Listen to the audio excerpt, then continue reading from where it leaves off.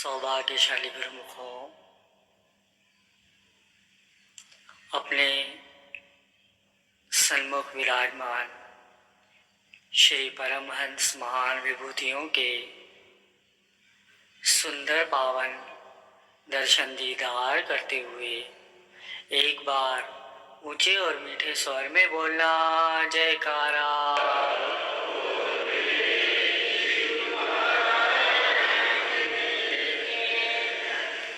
गुरुमुखों, हम अपने अंतर मन में विचार करके देखें कि जो कृपा, जो उपकार महापुरुष दिन रात हम सेवकों पर करते हैं, हम उनके उपकारों का बदला नहीं चुका सकते। हम कुछ भी भेंट नहीं कर सकते। जो वो दात देते हैं, जो उनकी कीमत है, त्रिलोकी में सबसे अमोलक है। मगर महापुरुष गुरु को वीडियो लाइक करना, सब्सक्राइब करना प्लीज।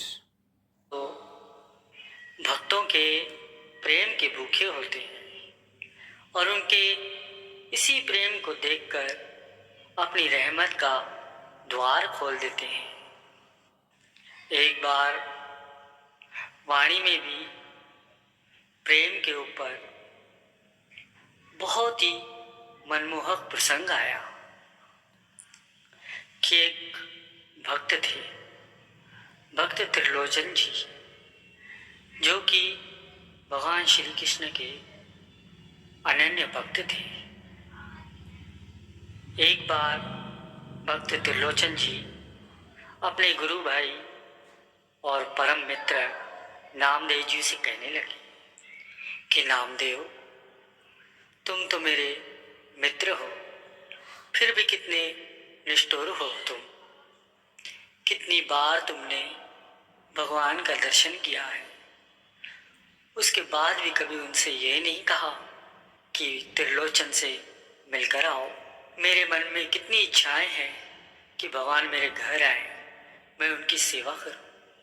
क्या मेरी पुकार को काना सुनते नहीं है? तब भक्त नामदेव हंसते हुए कहने लगे, अरे त्रिलोचन, ऐसा क्यों बोलते हो? मैं तो सिर्फ नाम की कमाई करता हूँ, तुम तो संतों की सेवा करते हो। तुम्हारे पास जितना धन है तुम संतों की सेवा में लगा देते हो। संतों की प्रसन्नता से ऊपर परमात्मा की प्रशंसा भी नहीं है। तुम्हारे ऊपर तो संतों महापुरुषों का आशीर्वाद है और उनका आशीर्वाद तो स्वयं भगवान का आशीर्वाद होता है। फिर भगत त्रिलोचन से कहने लगे कि तुम ज़्यादा विचार मत करो, भगवान के अभी दर्शन होंगे तो मैं उनको जरूर कहूँगा कि वो तुमसे मिलने जरूर आएगी। तो संत नामदेव जी ने भगवान से सच्ची प्रार्थना की कि भक्त त्रिलोचन आपके दर्शन का प्यासा है, आपको वो अपने घर बुलाना चाह रहा है, आपकी सेवा करना चाहता है। फिर अगले दिन नामदेव जी भक्त त्रिलोचन से कहने लगे कि आज मेरी भगवान से मुलाकात हुई और उन्होंने कहा है कि वह जल्दी तुम्हारे घर आएंगे, पर पहचानना तुम्हें ही पड़ेगा।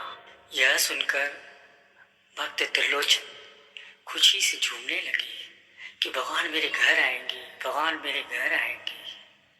और इधर भक्त त्रिलोचन की धर्म पत्नी एक दिन अपने भगत जी से कहती है कि हम संतों महापुरुषों की सेवा करते हैं, साथ में कोई नौकर होता तो काम करना आसान हो जाता था। भगत ने अपनी धर्म पत्नी से कहा, देखते हैं कोई मिल जाए तो उसे अवश्य लेकर आऊँगा। एक दिन प्रातः काल भक्त त्रिलोचन जी संतों के भंडारे के लिए सब्जियां लेने गए। तब उस सब्जी मंडी में एक बालक भागता हुआ भगत जी के पास आकर कहने लगा, अरे सेठ जी, मुझ पर दया करो, मेरे पास खाने को कुछ नहीं है, पहनने के लिए कपड़े भी नहीं है, पर मैं काम करने में बड़ा होशियार हूँ, आप मुझे अपने पास नौकर रख लीजिए। भगत जी ने उस बालक से पूछा कि ठीक है, पर तुम्हें धन में कितना चाहिए, तनख्वाह कितनी लोगे?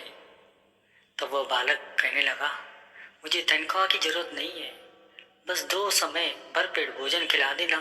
और मेरी एक शर्त है, मेरे बारे में किसी से भी बुराई नहीं करना। बस जिस दिन आपने मेरी बुराई की, मैं आपके घर को छोड़कर चला जाऊंगा। भगत जी ने पूछा, यह कैसी शर्त है? कोई तुम्हारी बुराई करे और तुम भाग जाओगे? बालक ने कहा, मेरी यही शर्त है, इसलिए तो कोई मुझे नौकरी पर रखता ही नहीं है। अगर आप रखना चाहते हो तो मैं आपके पास आ सकता हूँ।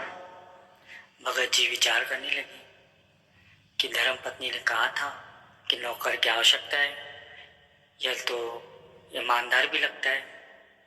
भगत जी ने पूछा, तेरा नाम क्या है?